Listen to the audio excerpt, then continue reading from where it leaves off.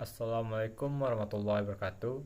Perkenalkan, nama saya Fizur Rahman dengan NIM 252114. Saya berasal dari Prodi Pendidikan Teknik Informatika dan Komputer.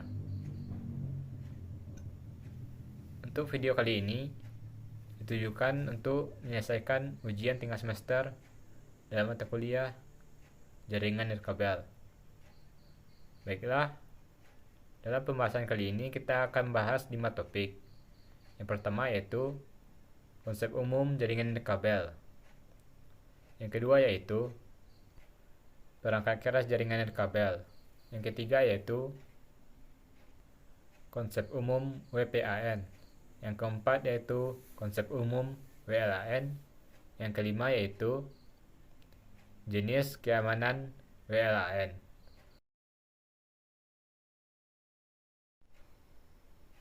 Baiklah, kita langsung saja masuk ke dalam pembahasan yang pertama, yaitu konsep umum jaringan nirkabel. Baiklah, pembahasan yang pertama yaitu apakah itu yang artinya jaringan nirkabel. Jaringan nirkabel adalah teknologi yang menghubungkan dua perangkat atau lebih tanpa menggunakan kabel dalam transmisi datanya. Dalam hal ini,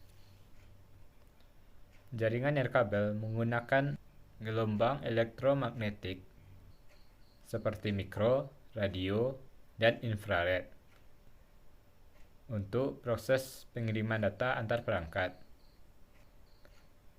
Selain itu, untuk jangkauannya ada yang berada dalam jangkauan yang cukup dekat dan ada juga jangkauannya yang cukup jauh. Contoh jaringan nirkabel ini yang berada dekat dengan kita yaitu yang berada dalam smartphone atau handphone kita yaitu Bluetooth atau Wi-Fi. Di mana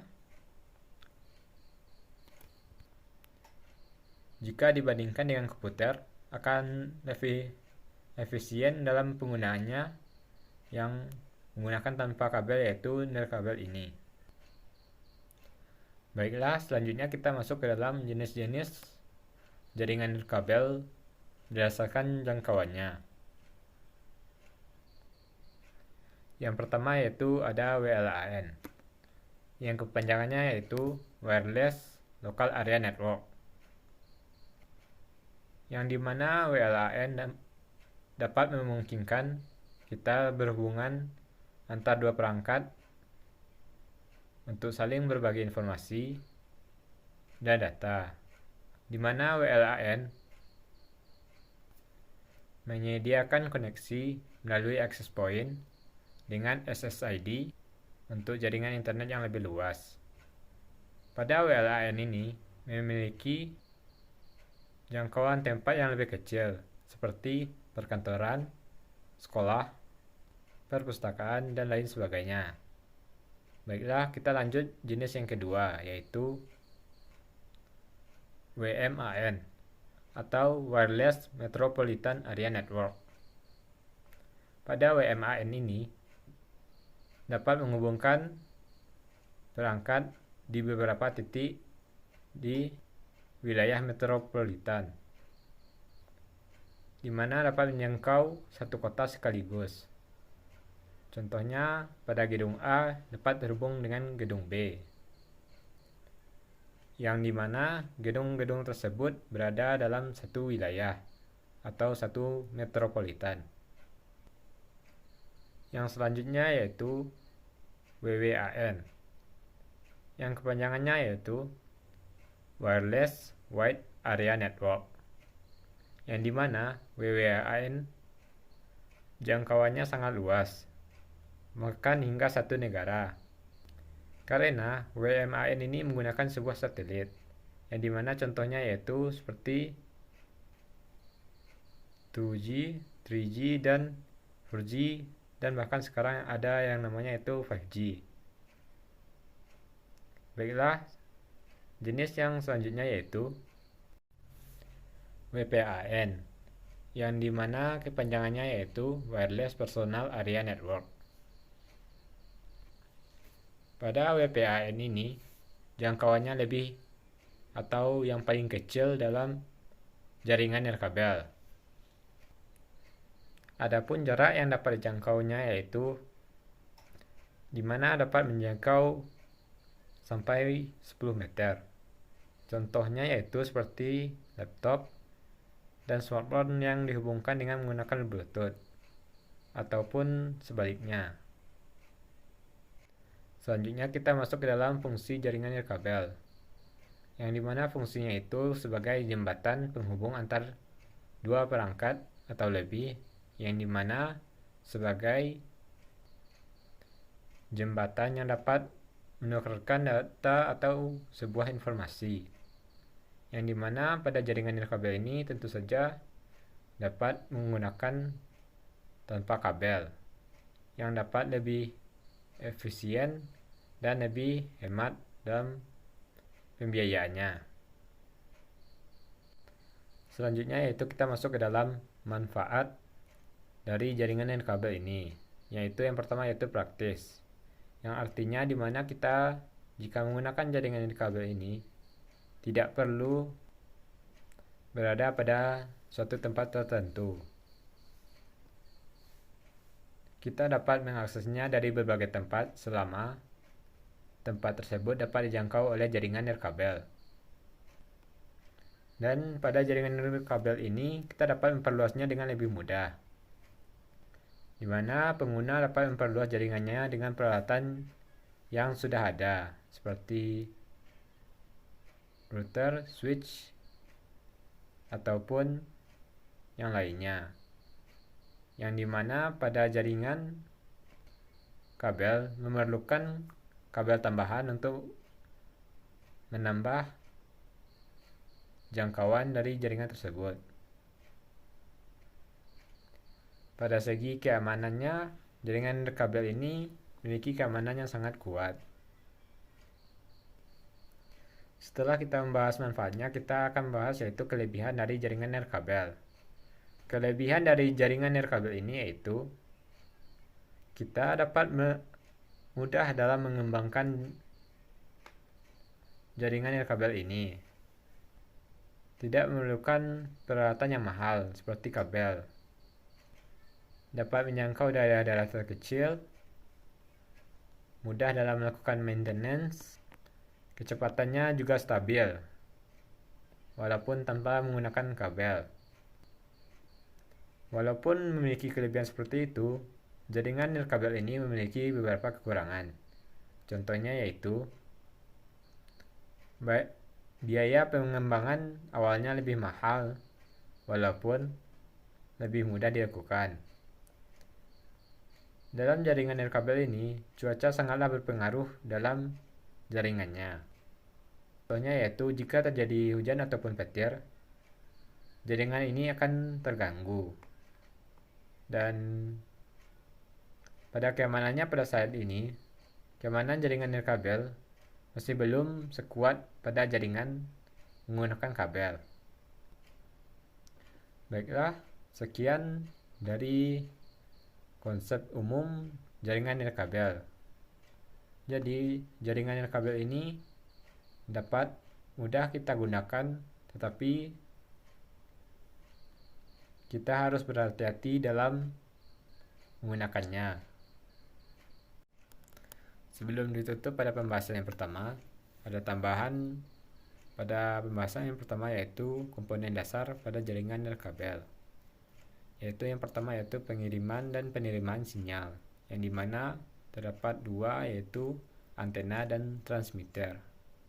Yang kedua yaitu perangkat yang mengatur dan pengendali jaringan, yang dimana ada dua yaitu access point yang pertama, yang dimana access point menghubungkan perangkat nirkabel seperti laptop atau handphone dan lainnya ke jaringan kabel.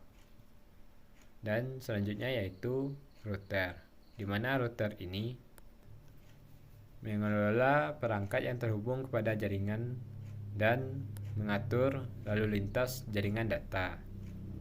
Yang selanjutnya yaitu media transmisi yang sudah dibahas tadi, yaitu terdapatnya gelombang elektromagnetik. Setelah media transmisi, yang selanjutnya yaitu protokol komunikasi, yang dimana protokol komunikasi ini ada beberapa buah, yaitu Wi-Fi, Bluetooth, dan Zigbee. Baiklah, sekian pada pembahasan pertama. Kita lanjut kepada pembahasan yang kedua.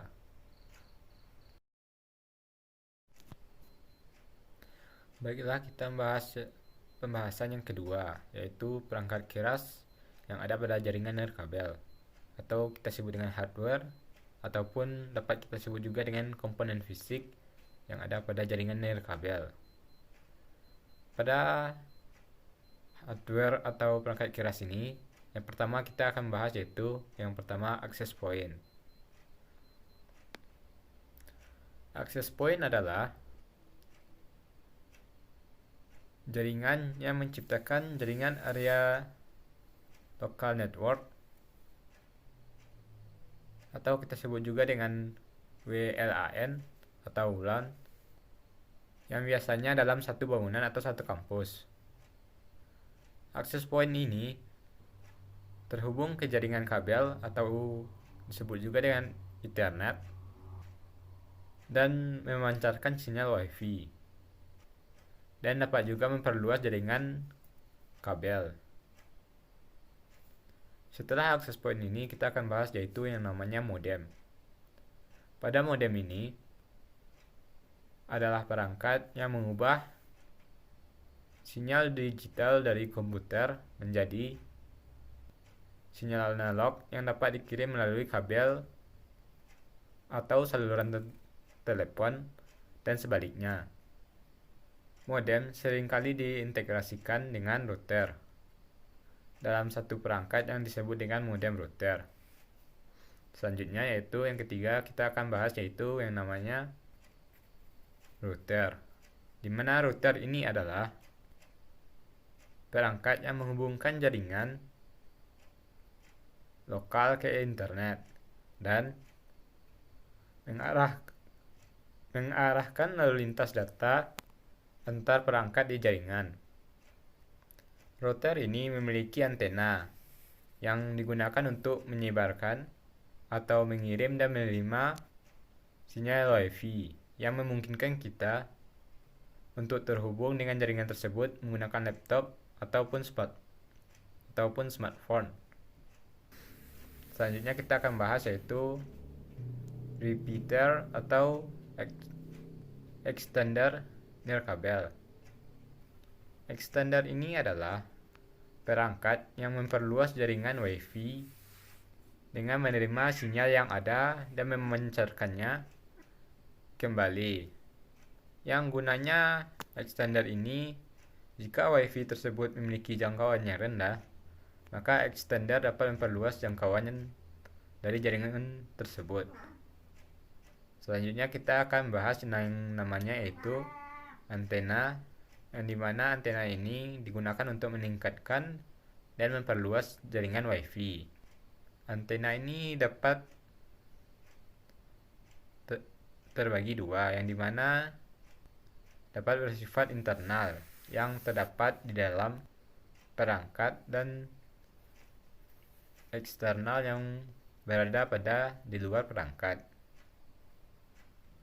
Selanjutnya kita akan bahas yang namanya yaitu kartu jaringan, atau disebut juga dengan Double Wi-Fi, yang artinya yaitu perangkat yang memungkinkan komputer atau laptop untuk terhubung dengan jaringan, yang dimana pada awalnya komputer dan laptop tersebut tidak dapat memiliki akses pada jaringan tersebut. Ini biasanya terhubung melalui PCIe yang ada pada desktop, melalui slot pada USB. Selanjutnya yaitu bridge, yang dimana bridge adalah perangkat yang memungkinkan dua jaringan nirkabel dapat dihubungkan kepada jaringan kabel. Ini sering digunakan untuk menghubungkan jaringan yang berada pada gedung yang berbeda tanpa perlu menggunakan kabel yang panjang. Selanjutnya kita akan bahas yang namanya switch. Switch ini adalah perangkat keras yang digunakan untuk menghubungkan perangkat-perangkat dalam jaringan lokal atau LAN. Switch ini berfungsi sebagai pengatur lalu lintas data, memastikan data itu dapat terkirim ke perangkat yang tepat. Dengan switch ini dapat digunakan untuk pengiriman data lebih efisien. Selanjutnya, kabel jaringan. Pada kabel jaringan ini digunakan untuk menghubungkan jaringan oleh perangkat, yang biasanya kabel jaringan ini berupa Ethernet, koaksial, ataupun kabel serat optik. Kabel jaringan ini memastikan bahwa data tersebut dapat dikirim dengan lebih cepat di antara perangkat dalam jaringan tersebut. Baiklah, sekian dari perangkat keras umum yang dapat kita ketahui. Dengan mengetahui perangkat keras ini, kita sungguhnya dapat meningkatkan agar jaringan tersebut menjadi lebih efisien dan lebih aman pastinya. Sehingga teknologi yang akan datang menjadi lebih bagus lagi. Dan masih banyak perangkat keras lainnya yang termasuk ke dalam jaringan nirkabel. Baiklah, sekian dari pembahasan yang kedua. Kita lanjut kepada pembahasan yang ketiga. Baiklah, kita lanjut ke dalam pembahasan yang ketiga, yaitu konsep umum pada WPAN atau Wireless Personal Area Network. WPAN adalah Wireless Personal Area Network, yang dimana WPAN ini disebut juga dalam bahasa Indonesia yaitu jaringan area pribadi. WPAN ini adalah pengembangan setelah PAN atau Personal Area Network, di mana pada PAN menggunakan jaringan kabel, sedangkan pada WPAN ini menggunakan wireless atau tanpa kabel. WPAN ini memiliki jangkauan yang lebih kecil jika dibandingkan dengan wireless yang lain. Dalam jangkauan ini lebih kurang dapat menjangkau beberapa meter, seperti hanya dalam satu ruangan saja. WPAN ini ditujukan untuk konektivitas personal, yang dimana terdapat dalam jaringan dalam jangkauan yang sangat kecil. WPAN memiliki beberapa kelebihan. Yang pertama yaitu konsumsi daya yang rendah. Yang kedua, mobilitas yang tinggi, yang dimana WPAN memungkinkan kita dapat terhubung dengan jaringan dimanapun kita berada, selama masih dalam jangkauan WPAN. Kemudahan dalam kecepatan instalasi, yang dimana kita tidak perlu mencabut dan memasang kabel untuk melakukan instalasi tersebut. Selanjutnya yaitu fleksibel, di mana WPAN memungkinkan dapat terbangunnya jaringan, yang dimana dalam PAN atau dalam jaringan yang menggunakan kabel tidak dapat dimungkinkan untuk digunakan. Selanjutnya yaitu biaya yang lebih murah, yang dimana pada awal instalasi WPAN ini terdapat biaya yang lebih mahal, tetapi pada pembiayaan pemeliharaannya lebih murah daripada PAN. Selanjutnya yaitu scalable, di mana WPAN ini dapat menggunakan berbagai topologi yang kita butuhkan. Setelah kita membahas kelebihan, selanjutnya kita membahas yaitu kekurangannya. Pada WPAN ini hanya dapat menjangkau jaringan dalam jangkauan yang lebih rendah atau jangkauan yang lebih dekat. Selanjutnya yaitu data rate IEE-nya rendah. Setelah membahas kekurangan ini, tentunya kita harus tahu yaitu topologi jaringan WPAN. Topologi jaringan WPAN menggunakan topologi yaitu MASH, di mana topologi MASH ini menggunakan node secara penuh, dapat terlihat pada gambar. WPAN memiliki beberapa karakteristik. Yang pertama yaitu memiliki jangkauan yang terbatas.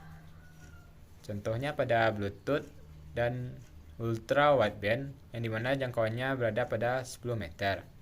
Sedangkan pada Zigbee jangkauannya hanya pada jangkauan 100 meter. Pada aplikasinya, Bluetooth digunakan untuk menghubungkan komputer ke komputer ataupun menghubungkan komputer atau perangkat ke perangkat yang lain seperti speaker, mouse, keyboard, dan lainnya. Pada ultra wideband digunakan untuk radar dengan resolusi yang tinggi. Dan pada Zigbee digunakan untuk medis ataupun perkantoran. Dan pada WPAN ini memiliki kecepatan yang berbeda. Pada Bluetooth memiliki kecepatan 1 MB hingga 2 MB. Sedangkan pada ultra wideband memiliki laju kecepatan hingga 1 GB. Dan pada Zigbee memiliki laju kecepatan yaitu 20 kbps hingga 250 kbps. Dapat kita lihat perbedaannya pada tabel berikut ini. Selanjutnya kita akan bahas arsitektur yang ada pada WPAN. Arsitektur pada WPAN dapat kita lihat pada gambar yang ada dalam video, yang dimulai dari layer yang paling bawah, yaitu physical layer atau lapisan fisik. Kemudian di atasnya yaitu data link layer atau lapisan data link. Yang selanjutnya yang berada di atasnya yaitu SSCS. Kemudian LLC. Selanjutnya network layer atau routing. Selanjutnya yaitu transport layer atau TCP. Yang kemudian application layer. Baiklah, sekian dari konsep umum pada WPAN. Selanjutnya, kita akan bahas pembahasan yang keempat.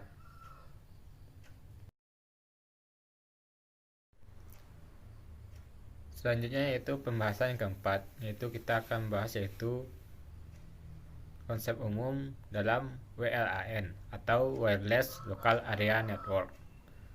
WLAN ini adalah jaringan yang menghubungkan dua buah perangkat atau lebih untuk bertukar informasi atau data, di mana WLAN ini dihubungkan dengan access point untuk menjangkau jaringan yang lebih jauh. Pada WLAN ini lebih istimewanya yaitu tanpa menggunakan kabel.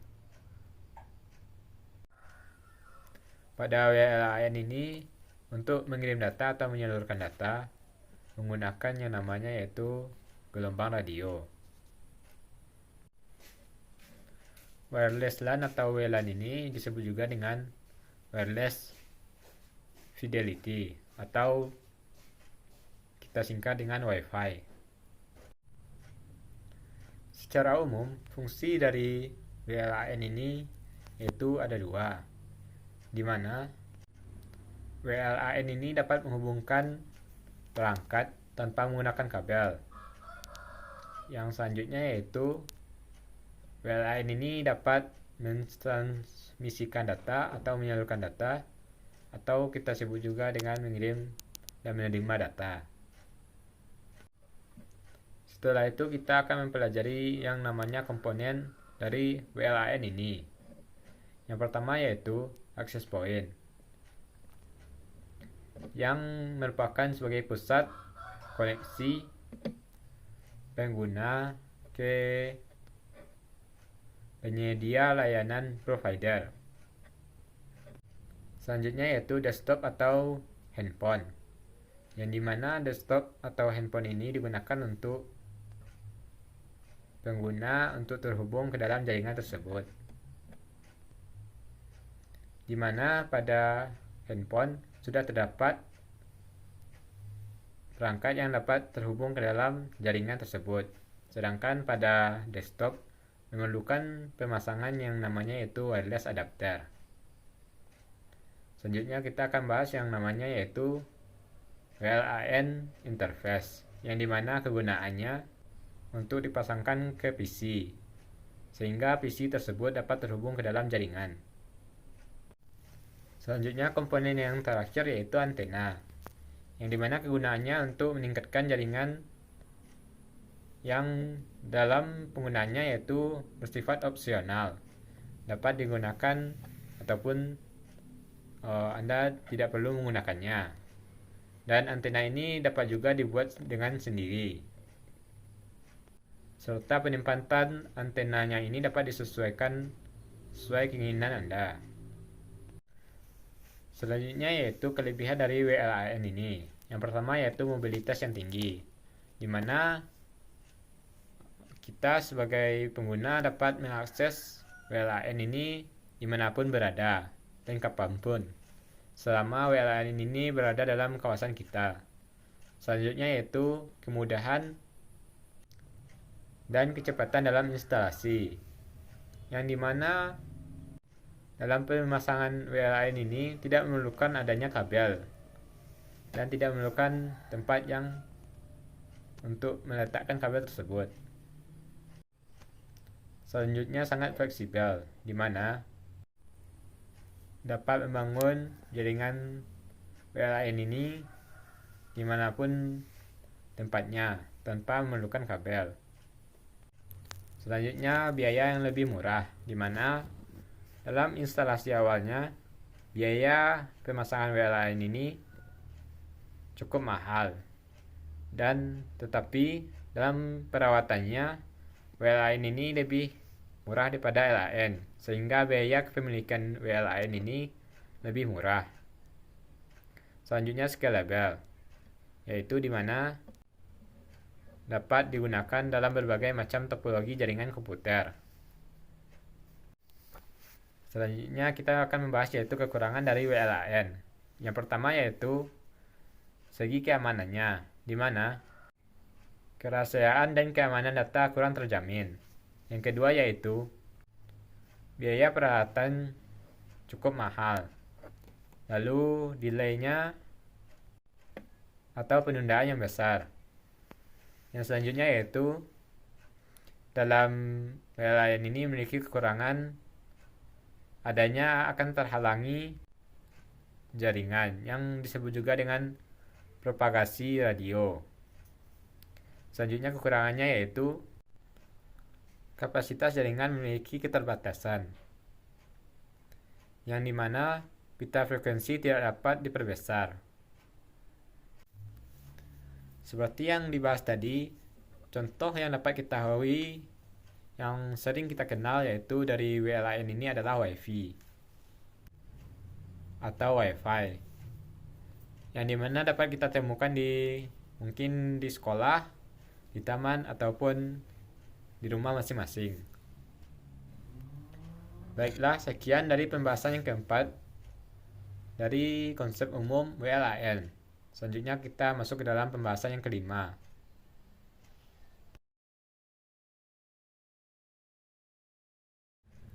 Selanjutnya kita masuk ke dalam pembahasan yang kelima, yaitu keamanan jaringan WLAN. Di mana keamanan jaringan WLAN ini terbagi ke dalam 4, yaitu yang pertama yaitu Wide Equivalent Privacy. Yang selanjutnya Wi-Fi Protected Access, lalu Wi-Fi Protected Access 2, lalu Wi-Fi Protected Access 3. Yang dimana penjelasannya yaitu dimana WEP atau Wide Equivalent Privacy merupakan jenis keamanan yang paling lama dan dapat mudah diretas dan tidak aman lagi untuk digunakan. Setelah itu muncul Wi-Fi Protected Access, yang dimana untuk menggantikan WEP tadi. Di dalam Wi-Fi Protected Access ini menggunakan yang namanya enkripsi TKIP atau yang yaitu Temporal Key Integrity Protocol. Lalu selanjutnya yaitu muncul Wi-Fi Protected Access 2, yang dimana memiliki keamanan yang lebih kuat daripada WPA, yang menggunakan enkripsi AES atau Advanced Enkripsi Standard. WPA 2 ini memiliki dua mode operasi. Yang pertama yaitu WPA 2 personal, yang kedua yaitu WPA 2 enterprise. Selanjutnya dikembangkan WPA 3 atau Wireless Protocol Access 3, yang dimana memiliki keamanan yang lebih kuat daripada WPA 2. Pada WPA 3 ini memiliki beberapa fitur, yaitu seperti SAE atau OWE. Fungsi WLAN ini memiliki fungsi yang bermacam-macam. Contohnya yaitu dapat menjaga keamanan data dan privasi milik Anda atau milik pengguna. Dapat menghindari serangan seperti virus atau bahaya lainnya yang terdapat dalam jaringan. Jika Anda seorang pengusaha ataupun sejenisnya, hal ini dapat menjaga kepercayaan dari pelanggan yang dapat meningkatkan pelayanan dari jaringan yang Anda gunakan. Cara kerja dari keamanan WLAN ini atau wireless yaitu salah satunya menggunakan enkripsi data. Pada komputer sekarang sudah terdapat yaitu yang namanya firewall, yang dapat membatasi akses ke dalam jaringan yang Anda miliki. Dalam enkripsi tadi, kita dapat menggunakan yang namanya VPN, yang merupakan contoh sebuah aplikasi untuk menjaga keamanan dalam jaringan kita. Dengan penjelasannya tadi, sebaiknya kita lebih paham dalam menggunakan jaringan dan dapat memanfaatkannya dengan maksimal. Jika kita tidak mengetahui bagaimana penggunaan jaringan tersebut, kita sebagai pengguna yang awam dapat terserang oleh hacker misalnya atau phishing yang dapat mencuri data ataupun memberikan virus ke dalam handphone kita atau perangkat elektronik kita. Baiklah, sekian yang dapat saya sampaikan. Assalamualaikum warahmatullahi wabarakatuh.